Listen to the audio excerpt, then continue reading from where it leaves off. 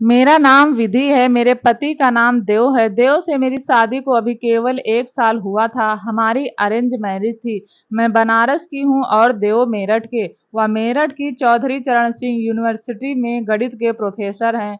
देव के और मेरे पिता बड़े गहरे दोस्त हैं।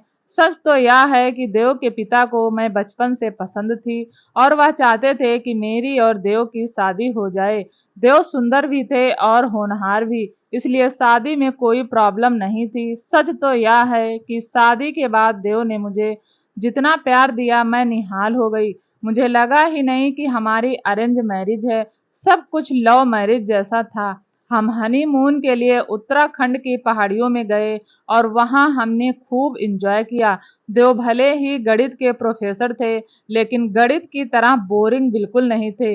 वह मुझे जोक्स सुना सुना कर हंसाते रहते थे। मुझे कई बार आश्चर्य होता था कि उन जैसे जिंदा दिल व्यक्ति ने गणित जैसा बोरिंग सब्जेक्ट क्यों चुना। देव हमेशा बहुत खुश खुश नजर आते थे। एक दिन अचानक मुझे उनकी खुशी के पीछे छिपे दर्द का पता चला। यह वाकई बहुत चौंका देने वाला था। देव के कॉलेज में एनुअल फंक्शन था। उसी फंक्शन में मेरी मुलाकात सांची नाम की एक लड़की से हुई। सांची देव की स्टूडेंट थी। उसके साथ बातचीत में ही मुझे पता चला कि उस कॉलेज में इंग्लिश की एक प्रोफेसर थी, रॉसेल, जो सांस्कृतिक विभाग की अध्यक्ष भी थी। कॉलेज में जितनी भी कल्चरल एक्टिविटी होती थी, प्रमुख बनकर सब रॉसेल ही करवाती थी।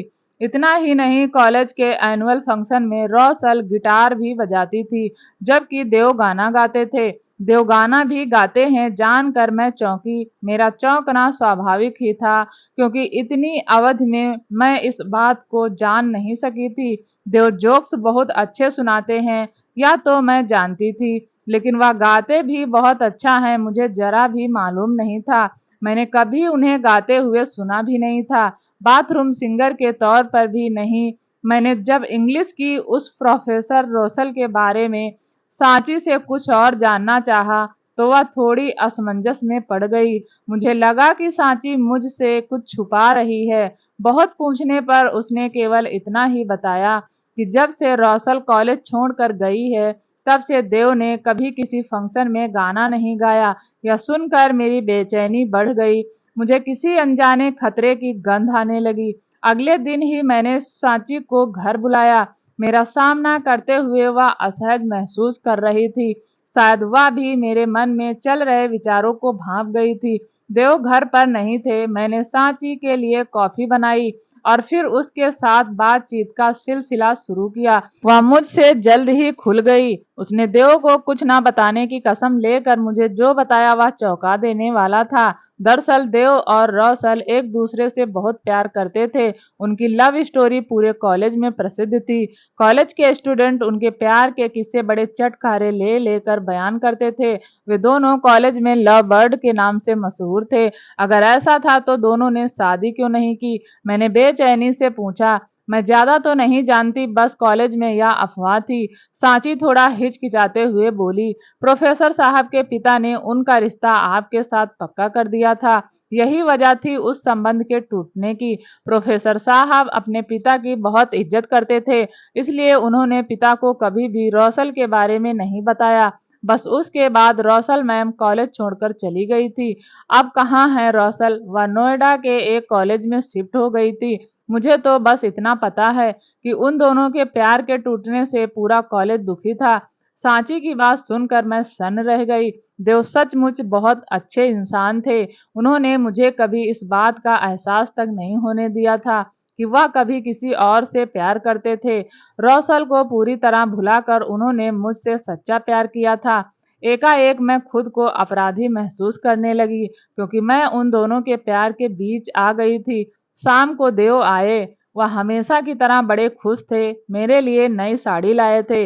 आते ही उन्होंने मुझे गले लगाया, फिर मुझे नई साड़ी पहनकर दिखाने को कहा। साथ ही जोक्स भी सुनाए। उनमें कुछ नहीं बदला था, शायद मेरे अंदर ही कुछ बदल गया था।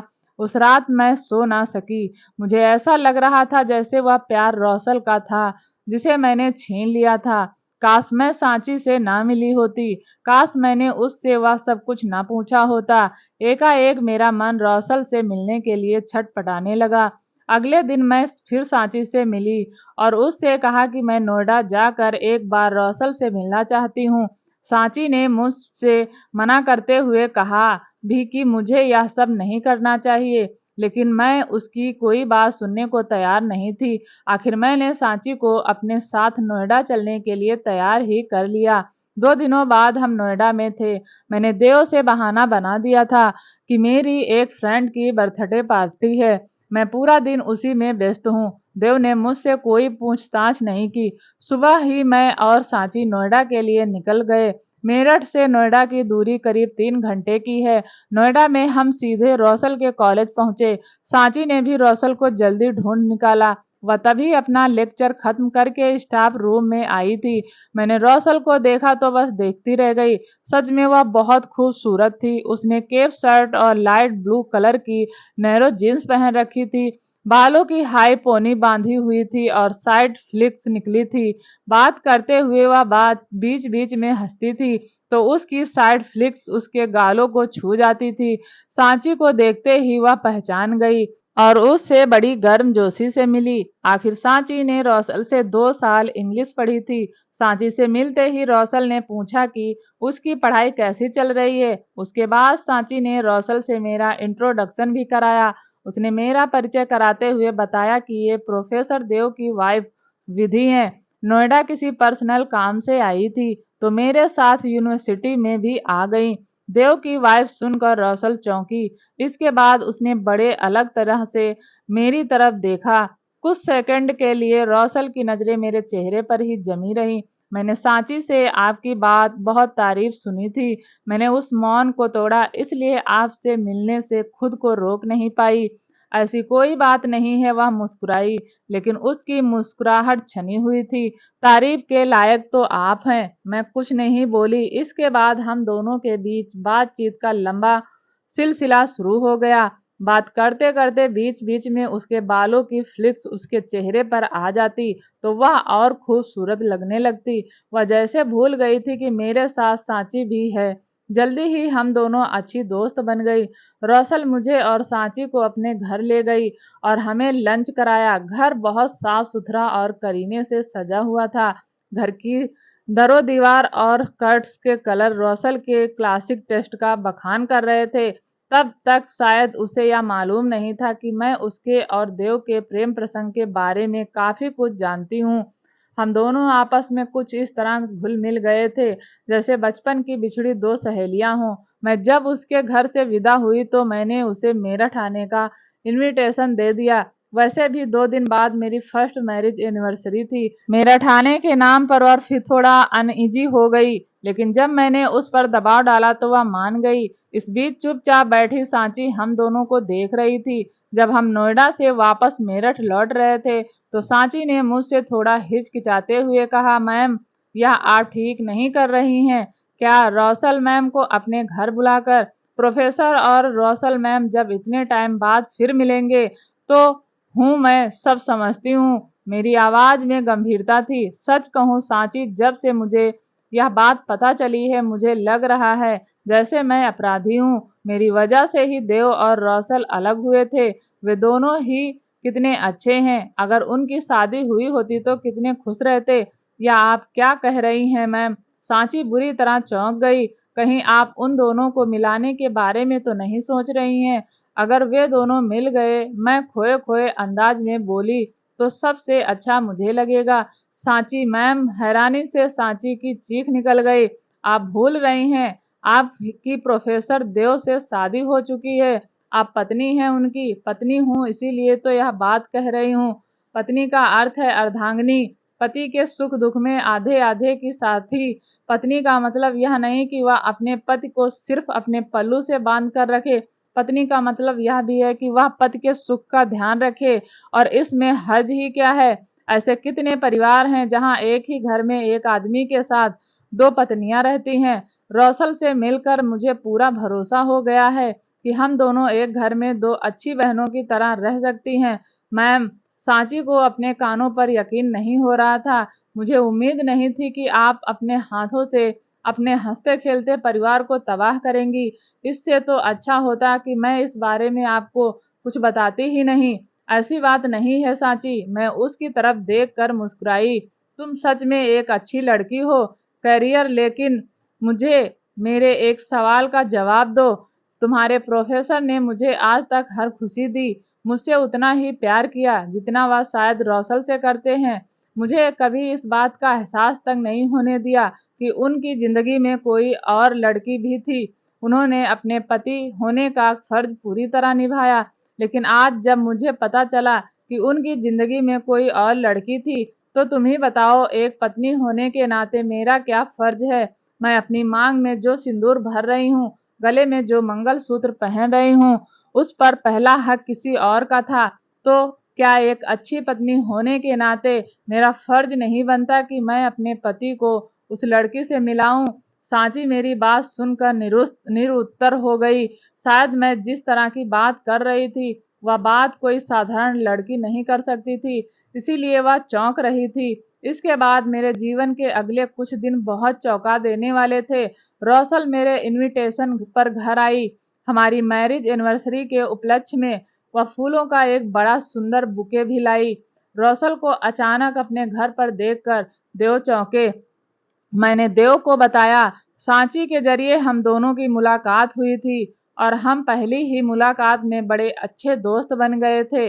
रौसल कोई 1 घंटा घर पर रही और वह सारे समय बस मुझसे ही बातें करती रही। देव की तरफ उसने निगाह उठाकर भी नहीं देखा। बस उन दोनों के बीच सामान्य हाय हेलो हुई, कुछ ऐसे जैसे एक दूसरे को पहचानते ही ना हो। इसके बाद रौसल चली गई। फिर कुछ दिनों बाद मैं देव को बहाने से नोएडा ले गई। अब मैं अक्सर उन दोनों को मिलाने के बहाने खोजती रहती थी। उन दोनों को पता ही नहीं था कि मेरे मन में क्या चल रहा है। रौसल के बर्थडे पर भी हम मिले। मैंने देव से कुछ गुनगुनाने का आग्रह किया, तो रौसल भी खुद को गिटार बजाने से नहीं रोक पाई। वह यादगार शाम थी। अब वे दोनों एक दूसरे से हल्की फुल्की बात भी कर लिया करते थे, लेकिन फिर भी उन दोनों के बीच एक अनदेखा अनकहा सा फासला था।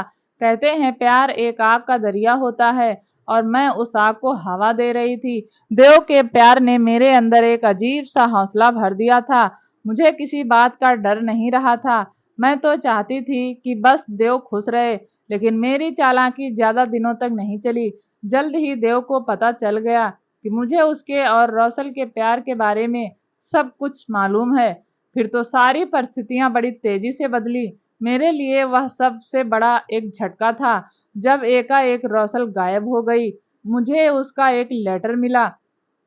लेटर बहुत संक्षिप्त सा था।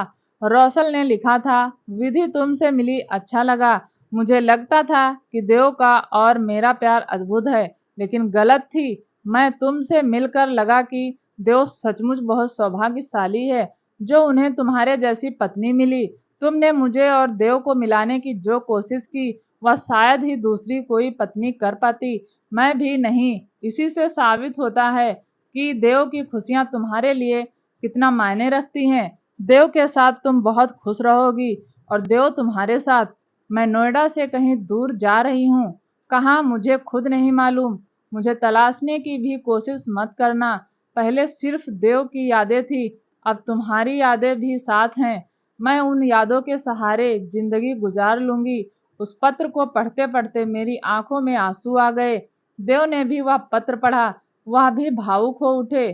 फिर हम दोनों ने रौसल को सब जगह तलाशने की कोशिश की, लेकिन वह हमें कहीं नहीं मिली। आज इस घटना को कई साल बीत चुके हैं। अब देव की और मेरी एक बेटी भी है। रौसल तो फिर हमें कभी नहीं मिली, लेकिन उसकी यादें आज भी हमारे साथ हैं। रौसल आज भी हमारे परिवार का एक हिस्सा है। उसका प्यार मेरे और देव के साथ साथ है। दोस्तों, उम्मीद करती हूँ कहानी पसंद आई होगी।